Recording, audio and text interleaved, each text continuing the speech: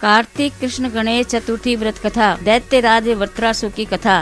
पार्वती जी कहती है, हे गणपति जी, कार्तिक कृष्ण चतुर्थी को किस नाम के गणेश जी की आराधना किस तरह करनी चाहिए। पार्वती जी की यह बात सुनकर गणेश जी ने कहा कि कार्तिक कृष्ण चतुर्थी का नाम संकटा है। पिंग नाम के गणेश जी की रोज पूजा करनी चाहिए। पूजन पहले कही हुई विधि से ही करना चाहिए। भोजन एक बार करना चाहिए। व्रत तथा पूजन के पश्चात ब्राह्मणों को भोजन कराकर खुद चुप रहकर भोजन करना चाहिए। इस व्रत का फल मैं बता रहा हूँ, ध्यान पूर्वक सुनिए। कार्तिक कृष्ण चतुर्थी संकटा को घी और उड़द मिलाकर हवन करना चाहिए।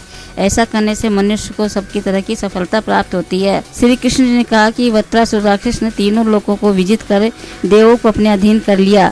उसने देवताओं को उनके लोकों से निकाल दिया। फलस्वरूप देवतागण दसों दिशाओं में भाग गए। तब सभी देव इंद्र के साथ भगवान विष्णु की शरण में गए। देवों की बात सुनकर विष्णु ने कहा कि समुद्र के मध्य टापू में रहने के कारण वे कष्ट रहित होकर शरारती एवं बलवान हो गए हैं। ब्रह्मा जी से उन्होंने किसी भी देव के द्वारा न मरने का वरदान ले लिया है। इसलिए आप लोग अगस्त ऋषि के पास जावें। वे मुनि समुद्र को पी जाएंगे। राक्षस लोग अपने पिता के पास चले जाएंगे और आप लोग सुखी से स्वर्ग में रहने लगेंगे। इसलिए आपका कार्य अगस्त ऋषि की मदद से पूरा होगा। ऐसा सुनकर समस्त देवतागण अगस्त ऋषि के आश्रम में पहुँचे और प्रार्थना द्वारा उनको प्रसन्न किया। मुनि ने खुश होकर कहा, हे देवगणों, भय वाली कोई बात नहीं है। आप लोगों की मनचाही इच्छा अवश्य ही पूरी होगी। मुनि की इस बात को सुनकर सारे देवता अपने अपने राज्यों में चले गए। इधर मुनि को फिक्र हुआ कि 1,00,000 कोस इस बड़े समुद्र को मैं कैसे पी सकूंगा। तब उन्होंने गणेश जी को याद करके संकट चतुर्थी के सुंदर व्रत को विधि पूर्वक किया। 3 माह तक व्रत करने के पश्चात गणेश जी ने उनसे खुश हुए। उसी व्रत के प्रभाव से अगस्त ऋषि ने समुद्र को आसानी से पीकर सुखा दिया।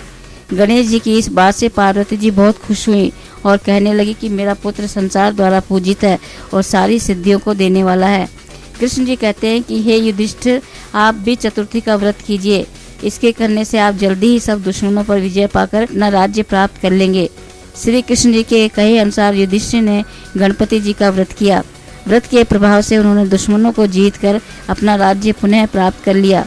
इस व्रत की केवल कथा सुनने से ही सैकड़ों हजारों अश्वमेध यज्ञ और वाजपेयी यज्ञों का फल मिलता है तथा पुत्र पौत्रादि की बढ़ोतरी होती है।